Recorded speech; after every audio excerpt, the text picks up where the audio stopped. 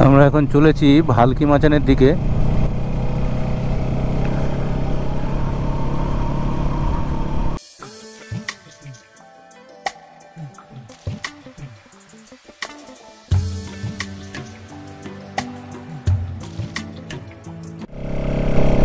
আমরা শুরু করেছি ইছাই ঘোষের দেউল থেকে, দেউল পার্ক থেকে। এখন চলেছি 11 মাইলের দিকে। রাস্তাটা খুব সুন্দর, দুপাশে দেবদারু আর ঝাউয়ের সামাজিক বনসৃজন হয়েছে। এখনও বড় জঙ্গল হয়ে উঠতে পারেনি। যদি কেউ কেটে কুটে নিয়ে না যায় তাহলে আর কয়েক বছরের মধ্যে ভালো ভালো জঙ্গল হয়ে যাবে, তখন হয়তো আরও ভালো লাগবে। রাস্তাটার একটাই সমস্যা, দুপা দূরে দূরে একটা করে স্পিড ব্রেকার দিয়ে রেখেছে এবং সেটাতে সাদা রঙও করা নেই, ফলে খুব সাবধানে চালাতে হচ্ছে।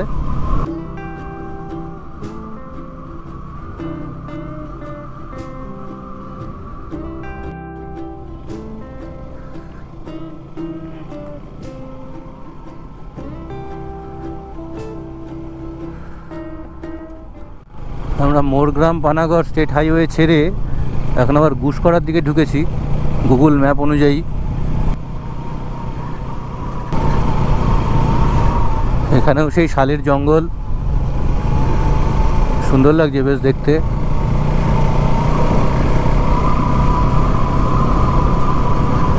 বর্ষার সময় নির্ঘাতের রূপ আরও অনেক বেশি খোলতাই হয়। এখন পাতাগুলোতে সব ধুলো জমেছে, বর্ষার সময় স্নান করে সব সতেজ হয়ে যায়, ফলে সবুজ ব্যাপারটা অনেক বেশি বোঝা যায় তখন।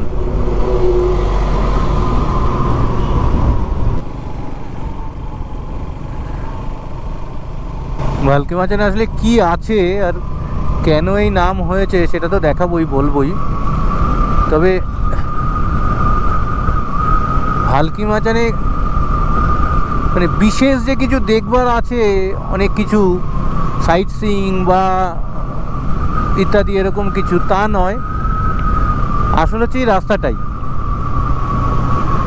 এর পরিবেশটাই, এই যে জঙ্গলের মধ্যে দিয়ে যাওয়া,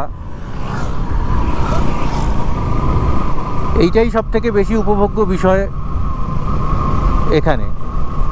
আর কেন ওই নাম হয়েছে হঠাৎ করে ভালকি মাচান, সেই জায়গাটাতেও আমরা যাব, একটা বিশেষ জিনিস আছে সেখানে, তার জন্যই এই নামটা হয়েছে বটে।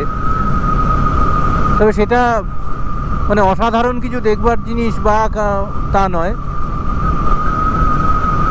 এমনকি ভালকি মাচানে বিশেষ কিছু করবারও নেই, অ্যাক্টিভিটিস যেটাকে বলা হয় সেটাও বিশেষ কিছু নেই। শুধু নিষ্কলুষ পরিবেশ, প্রকৃতিকে যদি উপভোগ করবার যাদের ভালো লাগে আর কি, যাদের আগ্রহ থাকে তাদের অবশ্যই ভালো লাগবে। এই রাস্তাটাই তো একটা বিশাল উপভোগের বিষয়। বাইক চালালে শাঁসা করে হাওয়ার আওয়াজ আসছে, আর বাইক বন্ধ করে দিলেই পোকার ডাক, ঝিঝির ডাক, মাঝে মধ্যে পাখির ডাক ভেসে আসছে। এটাই একটা অদ্ভুত ব্যাপার।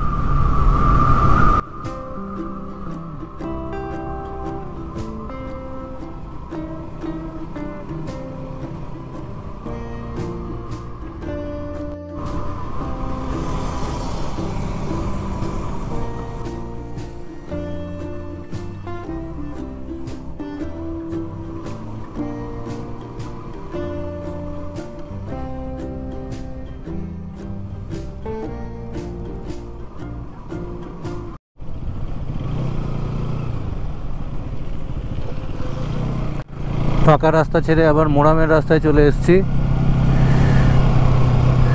এখান থেকে মোটামুটি আরও 10 কিলোমিটার দেখাচ্ছে গুগল ম্যাপে।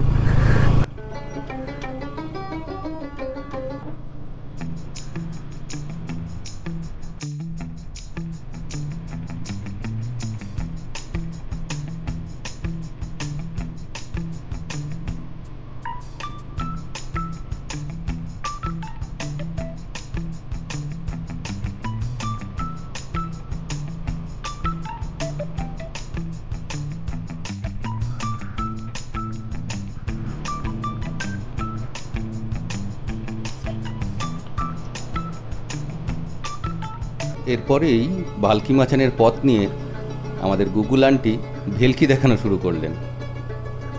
মোরামের রাস্তা শেষ হওয়ার পর গুগল আমাদের যে পথে নিয়ে তুলল সে পথ গেছে এর উঠোনের ওপর দিয়ে, তো ওর কলতলার পাশ দিয়ে, কখনো এর বাঁশবাগানের মধ্যে দিয়ে, আবার পরের মুহূর্তেই ওর কলা বাগানের মধ্যে দিয়ে আমরা চলতে থাকলাম। বেশ খানিকক্ষণ পর কাঁচা রাস্তা ছেড়ে আবার পেলাম এই কংক্রিটের রাস্তাটি, এবং এটাতেও বেশ খানিকক্ষণ চলার পর অবশেষে আবার টারমাক রোডে উঠতে পারলাম। এখন চলেছি অভিরামপুর ফরেস্টের মধ্যে দিয়ে। এই জঙ্গলটার নাম হচ্ছে অভিরামপুর ফরেস্ট। এখানেও দুপাশে শালের জঙ্গল, তবে রাস্তার কাছাকাছি অঞ্চলের ঘনত্ব একটু কম, ভেতরের দিকটা ভালোই ঘন মনে হচ্ছে।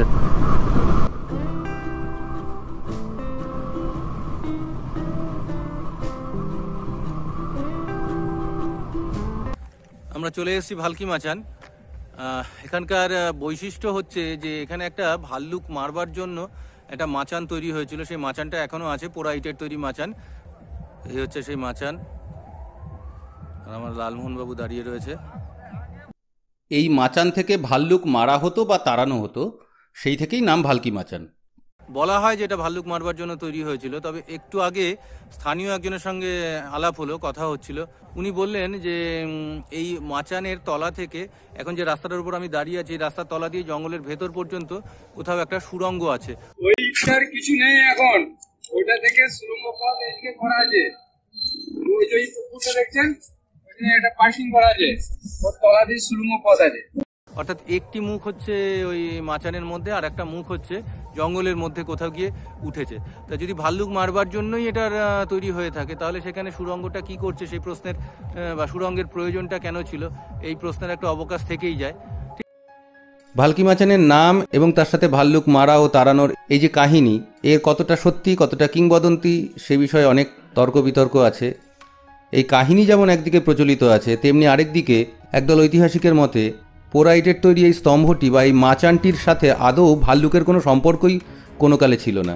এটি আসলে গ্রেট ট্রিগোনোমেট্রিক্যাল সার্ভের একটি টাওয়ার, যা পশ্চিমবঙ্গে এবং ভারতবর্ষের নানান জায়গায় ছড়িয়ে রয়েছে।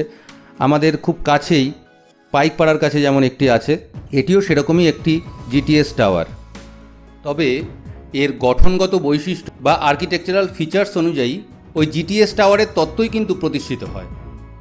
এখন ঠিক কোনটা সত্যি, কমেন্ট বক্সে আপনারা কমেন্ট করে জানান কোনটা আসল সত্যি।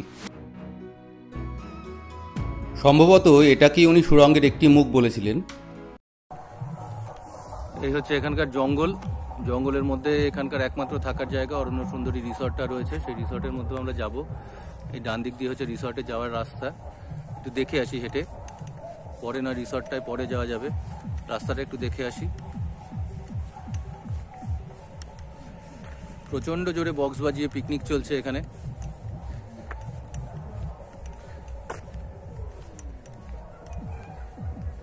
এই রিসর্টে যাওয়ার জায়গার সামনে দিক থেকে বাংলোটা রয়েছে, ওই গেট দেখা যাচ্ছে, আমরা যাব ওখানে। এই যে অরণ্য সুন্দরী রিসর্ট, আমরা এখন যাব এদিকে।